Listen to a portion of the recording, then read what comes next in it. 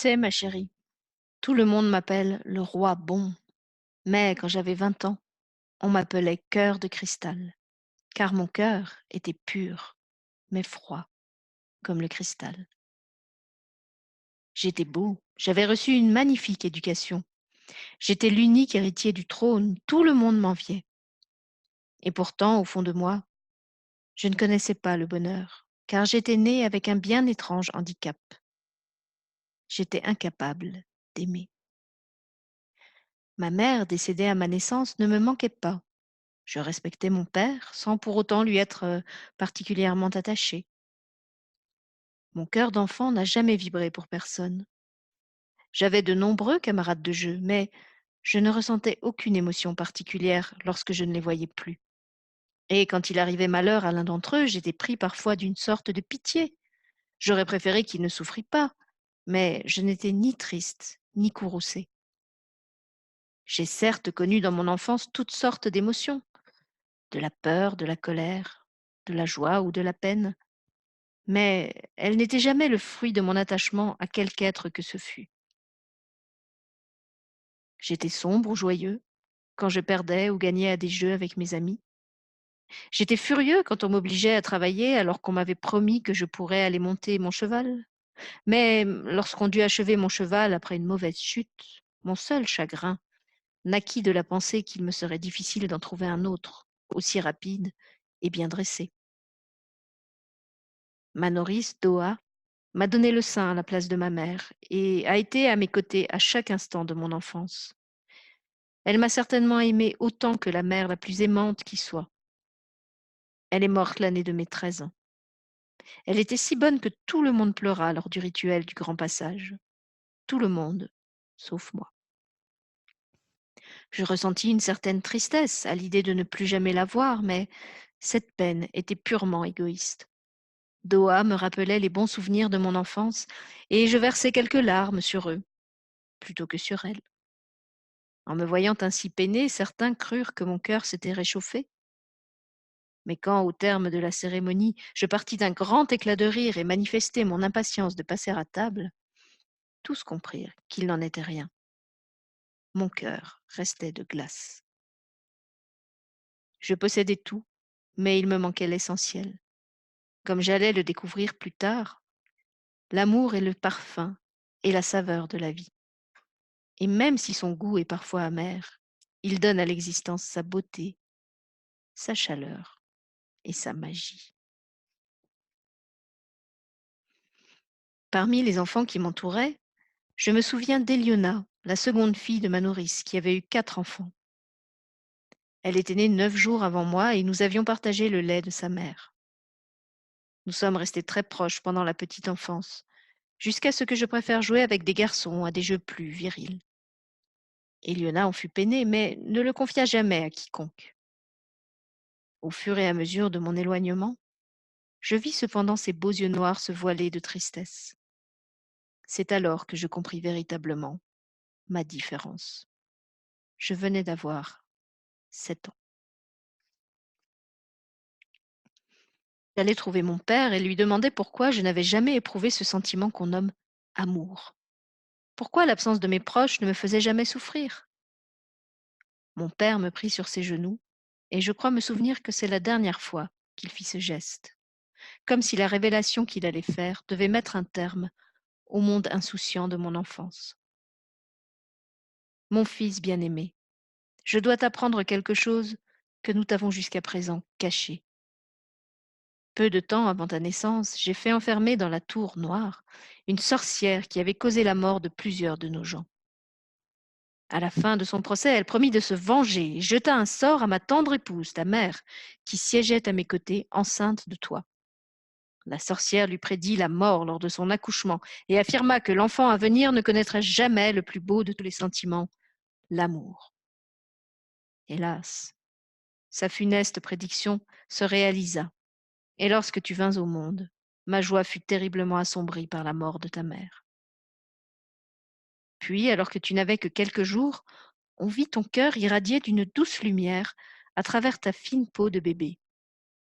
Je demandai à Sarman, le guérisseur, une explication. Il t'observa attentivement et m'expliqua qu'une fine coque de cristal s'était formée autour de l'organe vital, ce qui expliquait la pureté de son éclat. Sarman ajouta que le cristal maintiendrait ton cœur gelé et l'empêcherait de vibrer.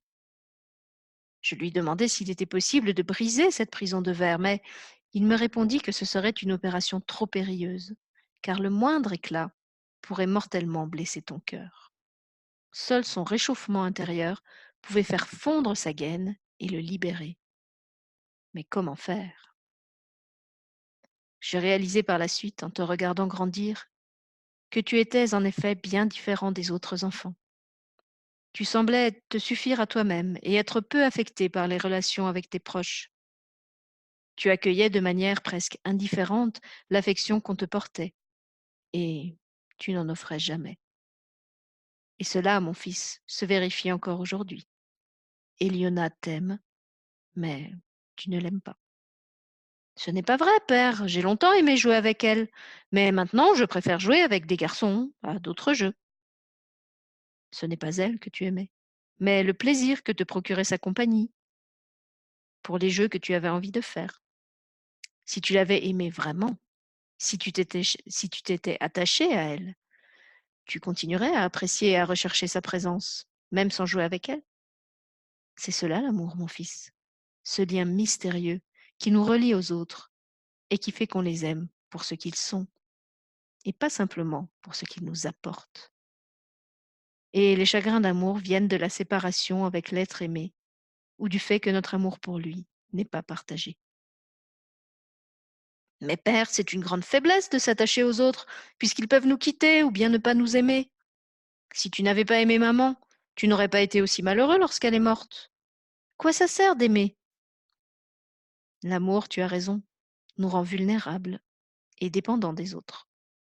Mais c'est une merveilleuse vulnérabilité, sans laquelle aucun bonheur profond n'est possible.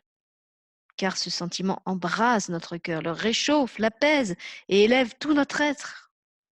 Le prix à payer est parfois important. Je l'ai durement éprouvé dans ma chair, mais celui qui a goûté à l'amour ne voudra plus jamais y renoncer. Une vie sans amour serait comme une planète sans soleil. C'est pourquoi, mon fils, je souhaite ardemment que la malédiction soit un jour rompue et que tu puisses ressentir la joie et parfois la tristesse d'aimer et d'être aimé. Il faudrait que tu libères la sorcière alors. Je l'ai fait brûler sitôt ta mère décédée. Seul toi-même, ou la puissance profonde du monde, pourrait peut-être un jour te libérer de ce mauvais sort, mon enfant.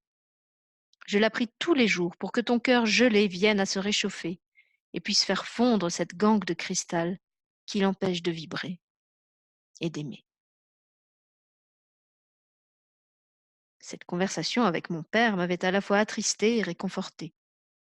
Je savais maintenant que j'étais vraiment différent des autres enfants et cela me peinait.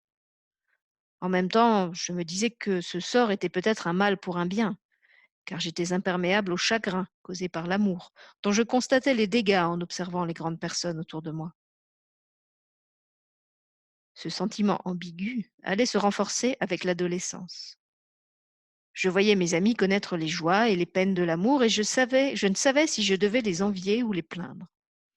J'ai ainsi vu mon meilleur ami tomber amoureux d'une jeune fille qu'il avait à peine croisée à une fête. Il ne parlait que d'elle et était si exalté qu'il ne pouvait ni manger ni dormir. Lorsqu'il revit la jeune fille et qu'elle accepta son invitation pour une promenade, il était si heureux que son visage irradiait. Je regrettais alors de ne pas éprouver ce sentiment qui pouvait procurer une telle félicité. Mais dès qu'il eut appris lors de cette rencontre que la jeune fille aimait un autre garçon, il tomba dans un tel chagrin qu'il faillit mettre fin à ses jours. Et je me trouvai dès lors bien heureux de ne pas connaître l'amour et ses tourments. C'est à l'âge de 17 ans que je connus ma première relation intime avec une jeune fille, Eulysis. Elle était la fille du grand chambellan du royaume. Je la connaissais depuis ma plus tendre enfance, puisqu'elle avait été élevée dans l'enceinte même du château royal, et n'était que de 2 ans ma cadette. Mais comme c'était une enfance secrète et solitaire, je n'avais jamais vraiment eu l'occasion de partager des jeux avec elle. Elle baissait les yeux dès qu'on la regardait et il était difficile de savoir ce qu'elle pensait ou ressentait. Je me suis même demandé si elle n'était pas atteinte du même mal que moi, ce qui nous rapprocha. Pour mon 10e anniversaire, elle m'avait remis une petite boîte dans laquelle elle avait dissimulé un cœur avec des pétales de fleurs qu'elle avait elle-même confectionnés. J'avais été intriguée par ce cadeau si différent des autres. À la fin de la fête, j'étais allée la voir pour lui demander ce que signifiait ce présent. Elle avait baissé les yeux comme à l'accoutumée, mais elle avait saisi ma main et m'avait invitée à m'asseoir à côté d'elle, à même le sol. Elle avait posé délicatement sa tête sur mon épaule. Nous étions restés ainsi un long moment, en silence. Je sentais sa respiration contre mon cou et sa présence m'apaisait. Nous nous revîmes dès lors plus souvent et chaque fois, n'ayant pas grand-chose à nous dire, nous passions de longs moments en silence dans cette même position. Je finis un jour par lui poser la question qui me brûlait. Toi aussi, tu ne sais pas aimer? Elle resta interdite, puis demanda d'une voix hésitante. Que veux-tu dire? Tu as aussi reçu un mauvais sort comme moi et ton cœur est fermé? C'est pour ça que tu n'as pas beaucoup d'amis? Elle découvrait mon histoire et en fut profondément peinée. Ah, moi, ce n'est pas ça du tout, finit-elle par m'avouer. Je trouve les gens de mon âge trop superficiels et leur jeu ne m'intéresse pas. Toi, je te trouve différent. Maintenant, je comprends pourquoi. Ne t'en fais pas. La sorcière n'aura pas le dernier mot. Même le plus froid et le plus endurci des cœurs ne saurait rester sourd au chant du pur amour. À partir de ce moment, Eulysis prit la décision de m'aimer du plus fort de son cœur, de m'aimer de manière si brûlante qu'elle ferait à coup sûr fondre la coque de cristal qui tenait prisonnier mes sentiments, de m'aimer jusqu'à en mourir s'il le fallait, puisse son amour réveiller mon cœur de sa torpeur. À l'adolescence, son corps et son visage se transformèrent et elle devint une ravissante jeune femme. Elle restait toujours aussi secrète, et les nombreux garçons qui tentaient de lui faire la cour n'arrivaient pas à obtenir même un seul regard d'elle. Elle continuait de n'aimer que moi, et avec une intensité qui ne faisait que croître au fil des ans. J'étais touchée par cet amour, sans toutefois le partager. J'appréciais sa présence et les douces caresses de nos corps. Pourtant, je sentais que cet élan n'avait rien à voir avec ce qu'elle ressentait, elle. Mon corps désirait enlacer le sien, mais aucune flamme ne venait faire briller mon regard. Mon corps restait gelé. Je me refusais à lui mentir, en lui faisant croire à un amour qui n'existait pas. Je pris la décision de ne plus la voir, tant que mon cœur ne battrait pas à l'unisson du sien. Bien qu'elle en fût fort attristée, elle me dit qu'elle comprenait, qu'elle m'attendrait toujours, n'aimerait jamais que moi, et savait qu'un jour, mon cœur se réchaufferait et chanterait les joies et les peines de l'amour.